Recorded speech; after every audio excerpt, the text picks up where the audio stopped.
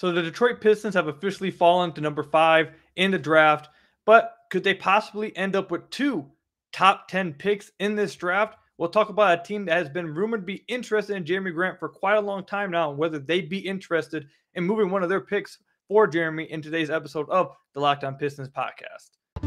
You are Locked On Pistons, your daily Detroit Pistons podcast. Part of the Locked On Podcast Network, your team every day.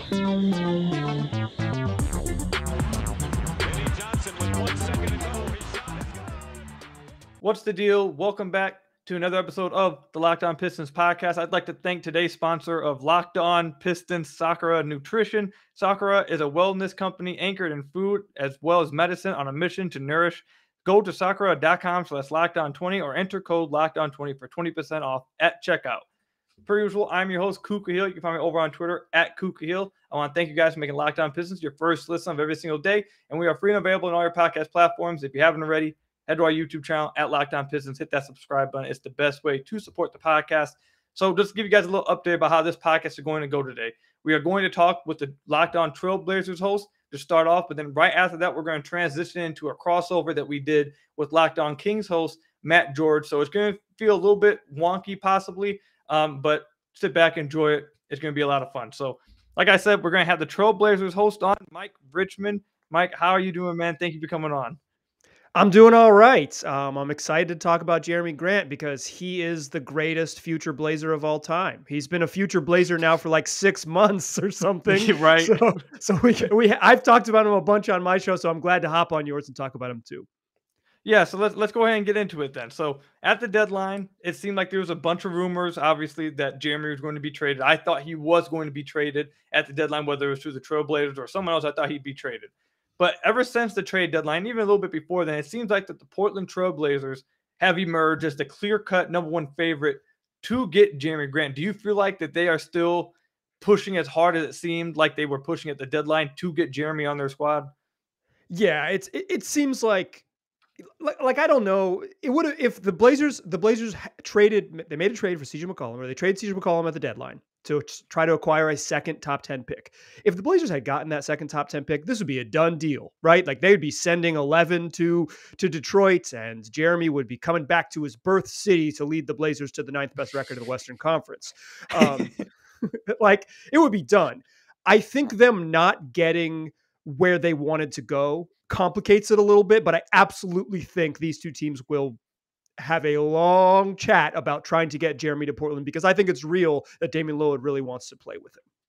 Yeah, and we saw some of those pictures from Yusuf Nurkic and Josh Hart after one of the games the Pistons played during the season of them, like, quote unquote, tampering with him afterwards. They had a bunch of eye emojis when they tweeted out. So it was all in good fun. But yeah, the rumors definitely have been heating up all season. And now the Trailblazers, the Pistons fall to 5, but the Trailblazers end up with the number 7 overall pick. Now, I don't know if the Trailblazers would value Jerami or if they value him enough to get rid of that number 7 overall pick, but something that's going on in the Pistons community immediately, as soon as the lottery ended, was, okay, could the Pistons possibly end up with 5 and 7 by trading Jerami Grant to the Portland Trailblazers for that number 7 overall pick with the trade exception, or Eric Bledsoe and Justice Winslow, something around that, like salary filler kind of thing. Do you think that's something the Portland Trailblazers could be interested in, or do you think that's a little bit too lofty to want for Jerami Grant? Could they be interested in it? Yeah, I think they could be. The 7th overall pick for Jerami Grant seems like a really bad trade for Portland. Like with all due respect, like a straight up terrible trade for them. Jerami Grant's good. Like I like Jerami Grant. He's a real, but like his best role is as a complementary part. Like Jerami Grant as your 3rd or 4th best player on a really good team is like the best role for him. He had an incredible half season in Detroit where he looked like he was going to be something more than that. I think he's come back to earth a little bit. I think he was better as a complementary player down the stretch for the Pistons. But if the trade is the 7th overall pick for Jerami Grant, and then you sign him to like a $25 million a year extension, that's bad business for the Blazers. I don't run the team. I host a daily podcast. So I think that they will consider it. I think it's real that the Blazers will consider it. But I don't like it for them because I think it's an irresponsible way to build a team. That doesn't mean that it won't happen, though. All right, so let's go ahead and take take out the 7th overall pick then, because I think a lot of Pistons fans are hoping that that deal gets done. They're eventually able to get 5 and 7.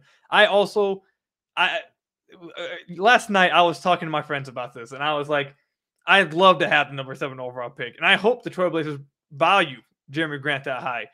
But for me, I feel like that would be the Pistons really getting away with higher way robbery, in my opinion, if they were able to get Jerami for number 7. But if their Trailblazers are trying to keep Dame happy and they want to build a competitive team, and that's something that they want to do, I mean, obviously we'd all be happy about it. But if you took away the 7th overall pick, what's another package that you could see possibly happening? Because looking at the roster, what's the more interesting prospect you guys have? Is it Keon Johnson right now? Oof. Yeah. So this is a really funny thing about fan bases. I think the Pistons fan base, they're like, Nazir Little, Justice Winslow for Jerami Grant. You throw in a little Kojo, you maybe make it happen. And I look at that and I'm like, oh my God, if the Blazers trade 7 and there are only 2 forwards on the roster for freaking Corey Joseph or Hamid Diallo and Jerami Grant, like, oh my God, will I make fun of them on the podcast? Like, that's like a month of me clowning them, maybe a year of me clowning them, right? Like that's just free jokes forever. And then you flip over to sort of the Blazers fan base, and this is like the quote realistic package that Blazers fans are pitching for Jerami Grant. And I would love your reaction on this. All right. The Milwaukee Bucks top 4 protected 2025 pick, Keon Johnson, and salary filler if they need it, or just Keon Johnson and the traded player exception. So you get a 2025 first and Keon Johnson, who was a top 20 pick in the 2021 draft. And you'd get out from under Jerami Grant's money. How does that sound to you? It does not sound good at all. Not very good. So, okay. What if they throw in the 36th pick in the 2022 NBA draft, like an early first rounder? Does that sweeten it for you, Koo? Nah, it doesn't. It doesn't. Oh, but that's. I'm glad you bring it up, because I think I've said this on the podcast before many times, that it's hard for fan bases to like take those lenses off to like try to find a realistic trade out there without it trying to be a complete home run for your own team. So right. That's why it's real interesting to me, because I don't know. The thing is, I still see Portland from our point of view as the clear-cut team that's going to be pushing the hardest for Jerami. But the thing is, I don't see, like, outside of the number 7 overall pick, which I think would be too much value for Jerami. I don't feel like you guys have like and correct me if I'm wrong, like it goes 7 overall pick. I don't think there's like a mid-ground, like a mid-ground right there. It's like 7 and then immediate drop off to like something that they probably wouldn't do, or they would have taken the deal at the deadline. Right. The Blazers have a lottery protected pick that they still owe to Chicago from the Larry Nance, Derek Jones Jr. trade. So, and that one is lottery protected through 2028. So Portland doesn't really have future first. They could do some, change the protection. So, hey, if it's lottery protected to Chicago, but it's not lottery protected to the Pistons, or it's like 5 through 14 protected to the Pistons. So they could trade future picks with like moving the protections around a little bit on it. But would they? Is that something they'd be interested in? How far down the line would the Blazers be willing to give out a first round pick, and how soon would Detroit want that first round pick? Like there's a lot there. But I will say this: I think both teams are motivated. I think Pistons are motivated to get out from under having to maybe extend Jerami Grant's money. I think they want to get something for him and kind of do that quickly. And I think the Blazers are a team that is distinctly motivated to get veterans to appease Damian Lillard and make a run. I think they cleared all this cap space and they did all these things to specifically try to make another run with Dame, and they've been heavily linked to Jerami Grant. I think a deal, if I had to bet, like if you're just telling me, yes, I think a deal gets done. But from where I sit today, we're recording this in like middle of May, I don't see an easy and obvious path. And when I read the pitches from, Pistons fans and Blazers fans, I say, boy, it's a long way to meet in the middle. Yeah. And one of the trades, and I'll leave it off at this, is that one of the trades I saw on Bleacher Report was, I don't know if you saw this trade that Bleacher Report put out yesterday. It was Jerami. I think it was Jerami for 7, Winslow and Bledsoe, I think it was, is the one I saw. And that, like, that's the thing. It's just it's going to be so hard to see how it works, because again, like we've talked about, could I see Portland getting rid of the 7th pick for Jerami? Yeah, but I think that would be a massive win for the Pistons, So I think that would be something Portland fans would be very disappointed in. So it's going to be interesting to see how they get this to work. It looks harder than it seems right now. Can I pitch this to you before you kick me out of here? Would you Go ahead. swap Jeremy and 5 for 7? No. Okay, so there you go. I wouldn't either. I don't think the Pistons should do that either. I wouldn't move back that far because I think 5 is still a lot sexier names than 7 is. I think that matters. But this is kind of, I think we're getting to closer to what these calls sound like. Is that both teams are motivated to get it done, but how they meet in the middle will be the fascinating part. All right, so I'll let you answer this, and then we'll let you go. Like you said, if you had to bet money, do you think the Trailblazers end up with Jerami Grant by the end of the offseason? Yeah, I would bet a small amount of money on it. Yes, I think there's too much. There's not too much. Small amount of money. I'm a podcaster, Koo. Fair enough. Thank you, Mike, for coming on, man. I really appreciate it, man. All you guys, all you Pistons fans, go check out his podcast. Go show some love underneath his YouTube comments. Thank you, Mike, again. Appreciate you coming on, giving us some insight from the Portland side of things. Thanks for having me, man. Absolutely. All right, so let me go ahead and tell you guys about some of our sponsors. First, let me tell you a little bit about Truebill. Do you know why free trials renew without your consent? It's a business scam out to get you. Don't let greedy corporations pocket your money. Download Truebill to take control of your subscriptions. Truebill is a new app that helps you identify and stop paying for subscriptions you don't need, want, or simply forgot about. On average, people save up to $720 a year with Truebill. And because companies make subscriptions hard to cancel, Truebill makes it incredibly simple. Just link your accounts and Truebill will cancel your unwanted subscriptions in just one tap. Truebill has over 2 million users and helps save them over $100 million. And like Matthew B says, quote, in a matter of seconds, I saved $660 for the year on my DirecTV bill, $120 a year on my SiriusXM bill, and saved $840 a year on car insurance, end quote. So don't fall for the subscription scams. Start canceling today at truebill.com/lockedonnba. Go right now, truebill.com/lockedonnba. It could save you thousands a year. Then let me tell you about another one of our sponsors, Built Bar. Imagine dipping your finger into that plastic tub of birthday cake frosting and then opening your eyes and realizing that it was only 150 calories and 16 grams of protein. That is what it's like to eat the birthday cake puff bar from Built Bar. I just received the birthday cake puff bars the other week, and there's one flavor that I've had a little bit better. I feel like the peanut butter flavor is still my number one, but this birthday cake flavor definitely is coming in at number 2. They're available right now, and I can't promise you guys they will be there tomorrow. So go get them today at built.com. If you haven't tried any of the puff bars, I'll let you in on a little secret because that's what friends do. A chocolate-covered marshmallow protein bar, you heard me, delicious flavored marshmallow covered in 100% real chocolate. Make every day your birthday with Built's birthday cake puff bar. Built has taken the delicious experience of biting into a fresh slice of birthday cake and rolled in 100% white chocolate and added sprinkles. With 150 calories, 16 grams of protein, only 9 grams of sugar, this limited time flavor is an amazing option if you are looking for a healthy way to get flavor and variety in your day. Built bars are covered in 100% real chocolate, and that means with Built you can eat healthy and actually enjoy doing it. So go to Built.com to get the birthday cake puff bar now. Again, go to Built.com, use promo code LOCK15, and you'll get 15% off your order. Again, Built.com, use code LOCK15 for 15% off at Built.com. Built Bar, the best tasting protein bar ever. Well, we now know where the Sacramento Kings pick lands. Number 4 overall, way better than what we expected initially. And now we can enjoy the speculation of what do the Kings do with number 4 overall? Do they draft a player or do they trade the pick like many of us believe was going to be the case if they were at 7? And with 4 overall, the Kings can really look at the possibility of trading down in the draft, getting a worse pick, but also taking on assets in a trade like that. And maybe they don't have to trade that far down. Joining me right now, Koo Cahill from the Locked On Pistons podcast. Koo, the Pistons end up at 5, the Kings end up at 4. I'm not going to start this podcast asking how you're doing because I know last night wasn't the greatest night for you. We'll just jump into the possibility of these two teams being trade partners. Could you see a reasonable future where the Pistons and the Kings end up swapping?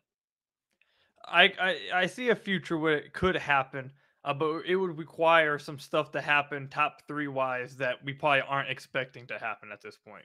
That's a great place to start. So assuming the top 3 is some combination of what everybody believes to be Jabari, Chet, and Paulo, Jaden Ivey what does he do for you? What does he do for Detroit Pistons fans? I imagine it's based off the sound of it. It doesn't sound like there would be a yearning or maybe a desperation is the correct word for Detroit to want to get their hands on Ivy so much so that they're willing to trade away an asset just to move up one spot.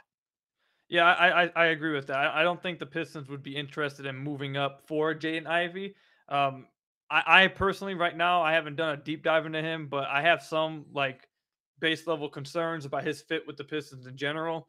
And I don't think that I know a lot of Pistons fans do love him. He's explosive. It seems like he's fun to watch. But I know that there's between him and Sharp, I don't think there's that big of a difference between them to where the Pistons would want, like you said, give up an asset just to move up one spot. And also, there's some other wings that the Pistons have been rumored to be liking, Keegan Murray, AJ Griffin. So I think at the position the Pistons are at 5, I don't think they would be moving up for one of those guys. I feel like they probably have a lot of those guys around the same type of tier.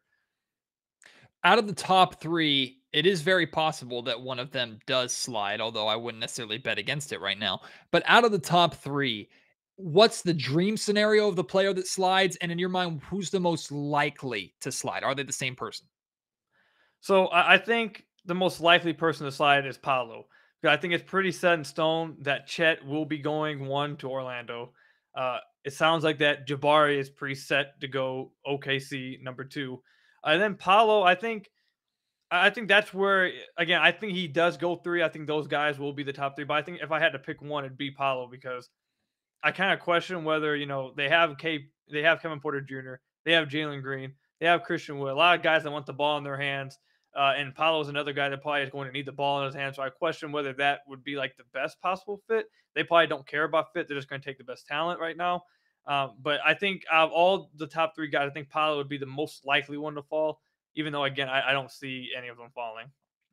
So it's interesting then. If we get to draft night and there's 5 minutes in between each pick and we see the Houston Rockets at number 3 go in a different direction and Paolo is available at 4, are the Pistons then potentially, again, desperate doesn't feel like the right word, but if the Kings pick up the phone and call the Detroit Pistons and say, we're taking Paolo here unless you make us a big offer, what would Detroit asset-wise be most willing to give up to move that spot? How desperate would they be to move up that spot to land Paolo? So the thing is that I think that would become very interesting if Paolo would have fallen to you guys at 4. I think that's when you possibly would start seeing the Pistons consider move up. The thing is that it require the Pistons would have to take literally their entire offseason into account before they pulled this move off, because right now they're rumored to be interested in DeAndre Ayton in free agency. He's a restricted free agent, and that might have to require a sign and trade, which would probably require Jerami Grant in that situation, I think. So if they do decide to move Jerami Grant, if let's say Paolo falls to 4 and the Kings, like you said, call the Pistons, hey, we're going to take Paolo unless you offer us a trade, I think obviously the trade would have to center around Jerami Grant. And if they do that trade, I'm not going to say they're punting on DeAndre Ayton, because they could still get him without Jerami Grant possibly, but I think that would lessen the likelihood of that happening. So they would have to make a choice right then and there, like, we are going to go after Paolo, we'll trade Jerami for Paolo, or discuss a package around that area. And we are understanding that is going to come at the risk that we might not be able to pull off a signing of DeAndre Ayton. So I think it would be incredibly interesting. I think it would be, if Paolo fell, I think that's when things would start heating up a little bit.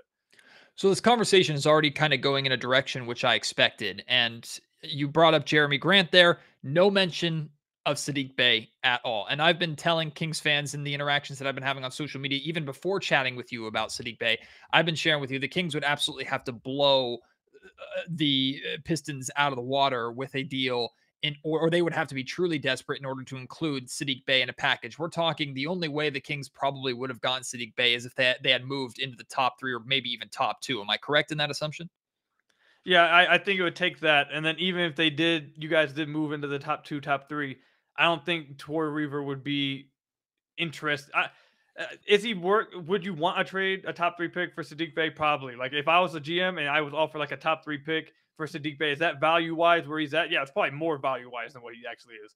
But I think that Troy Weaver probably would still pass on that, because Saddiq Bey has developed really well. He's a nice player, and they really like Saddiq Bey. So I don't think that he would even Troy Weaver is even interested in discussing a Saddiq Bey trade anywhere, unless it's getting like a superstar. Let's talk pre-draft here. The Kings, the reason why this trade is appealing in a lot of ways for Kings fans and the Kings in general is the Kings can potentially kill two birds with one stone. Dismissing the idea of Saddiq Bey, which I'm pretty confident in doing across the board. Jerami Grant is a name that the Kings have had interest in. We've discussed before, Koo, you and I have discussed Jerami Grant before, going back to conversations before last season's trade deadline. Jerami Grant theoretically fills that 4-spot hole. And in addition to that, the Kings being able to get the 5th pick on top of that, the Kings would not just trade number 4 for Saddiq or for Jerami Grant. So they're taking back number 5 in this trade. That gives them the opportunity to take a Keegan Murray, who many believe is that ideal fit prospect for the Kings, that maybe 4 is too high, or maybe they go the direction of Sharp. Maybe they go the direction of AJ Griffin. It allows them to pick another player who's not considered top 4 that is maybe better fit over higher ceiling. So there are a lot of reasons why this trade would be ideal for the Sacramento Kings, but you have to have 2 to tango. Why would in any way this trade be ideal, if at all, for the Detroit Pistons? So it would be ideal, in the only scenario for me is if Paolo Banchero fell. Yeah. If Paolo Banchero fell to the number 4 pick, and if the Pistons are extremely high on Paolo, I have him number 1 on my little draft list. Mm-hmm. I think he's the best guy in the draft, but I can't say the same for the Pistons. I don't know where they're thinking there. So if they have him that high on their list and he falls to 4, that would require that they would have a level of interest in doing that.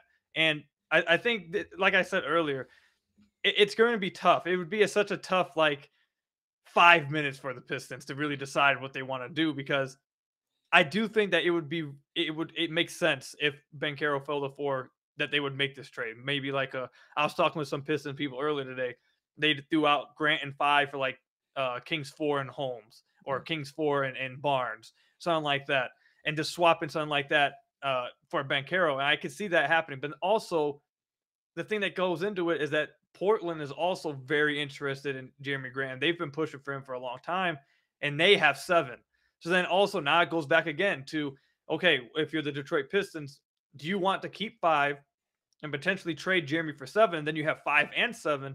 Or if Banchero is there at 4, do you forego the opportunity of getting 2 picks in the top 7 to get a guy that I'm assuming he would have to be close to the top of your board in order for you to do a trade like this, forfeit 5 and 7, and just give up Jerami Grant and 4 or 5 to go up to 4 to get him. So it's going to be incredibly interesting. I do see an interest and a reason for him to do it if Banchero were to fall, but it's just, there's so many things that they will have to take into account, because Jerami Grant is such a sought after name right now that they have to figure out which pathway do they want to go. Do they want to go the Kings way? Do they want to go the Suns way with DeAndre Ayton possibly? Do they want to go with the Portland Trailblazers? It's going to be, I'm assuming that we'll probably get a better idea of that by then. We'll have a month of rumors and some intel that gets leaked out. So, but it is interesting. I could see it happening possibly.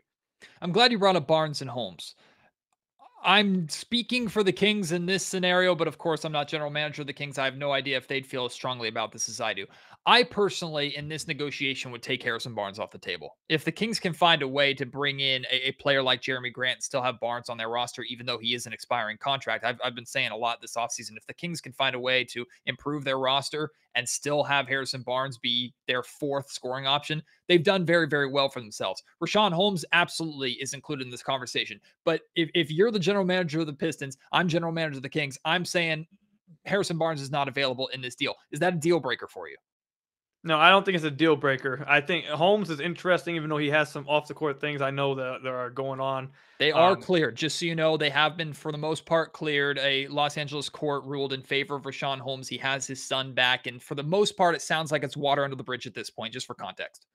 Oh, fair enough then. So I actually like Holmes. So it wouldn't be a deal breaker. Again, I'm not, like you said, we're not the actual GMs or anything, but it wouldn't be a deal breaker for me for Barnes to be off the table. I still am interested in Holmes. I think he fits kind of what the Pistons are doing. And again, if I'm that high on Banchero, the drop off between Holmes and Barnes and Holmes isn't enough for me to say, no, I just don't want it, because the real prize of the deal would be getting Banchero.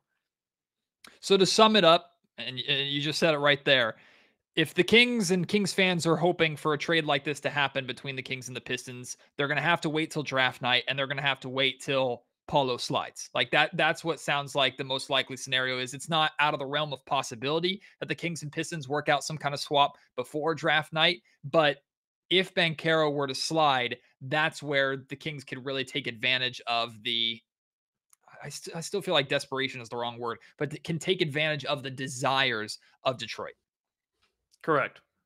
All right. Well, that's an interesting context, and that's important to bring to the conversation because I've always felt that as ideal of a situation as it is for the Kings to swap 4 for 5 and bring in a player like Jerami Grant, it's always to me felt a little bit more like that's the Pistons helping the Kings out more than that's both teams helping each other out. So we'll have to wait and see how it plays out on draft night, Koo. It'll be fun to follow regardless. I'm sure there are going to be rumors galore over the remainder of the next 30 plus days until we get to the draft itself. I appreciate you, my man. And even though the Kings got the better of the pick than the Pistons in this one, I wish you guys the best of luck over there in the Eastern Conference. And thanks for taking the time. Yeah, absolutely. I hope you guys make the right pick here and end up, with something positive here. Feeling your best starts with what you eat. Sakara helps you live a healthy, balanced lifestyle and truly enjoy it with delicious, plant-rich, transformational nutrition that builds a foundation for living in your best body. Looking and feeling your best shouldn't mean deprivation. Instead, choose joy and abundance. Sakara's organic, plant-rich, transformational nutrition programs are designed to help you cultivate body intelligence so you can nourish your body and experience the results that you want. Sakara is a wellness company anchored in food as medicine on a mission to nourish your body through the power of plants. Sakara gives you the tools you need to transform your life with their organic, ready-to-eat meal delivery program and functional wellness essentials.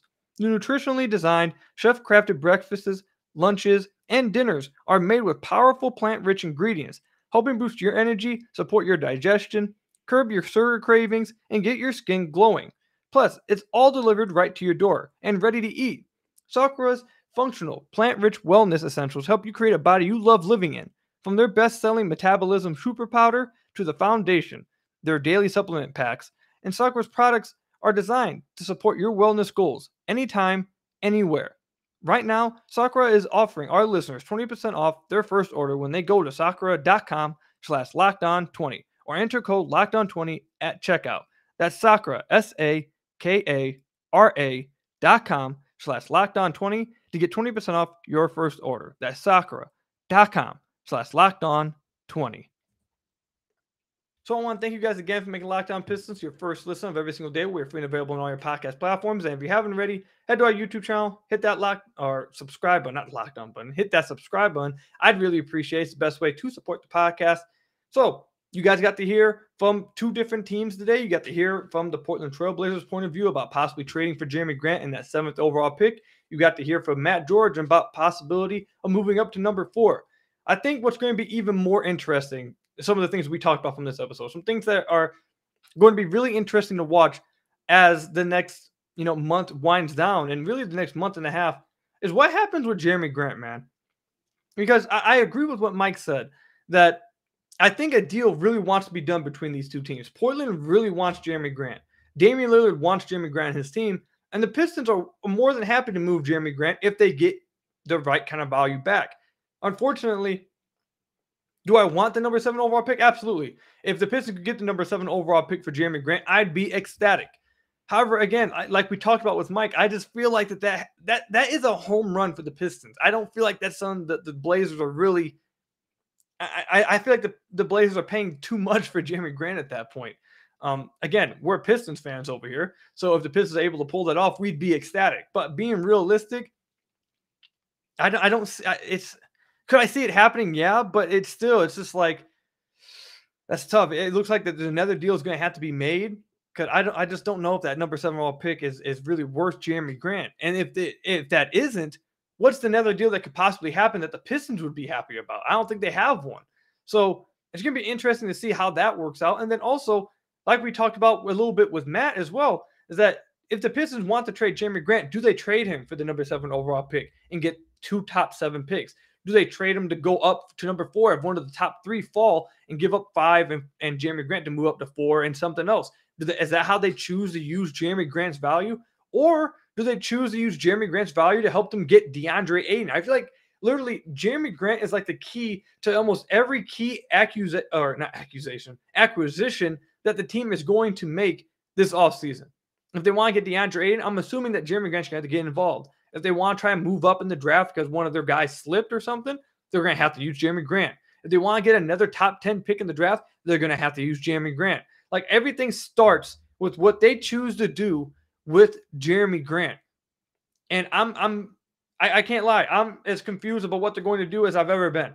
I feel like there's so many different routes they could go. I don't know what they're thinking. I don't know what they're going to do. It also comes down to what prospect they really like.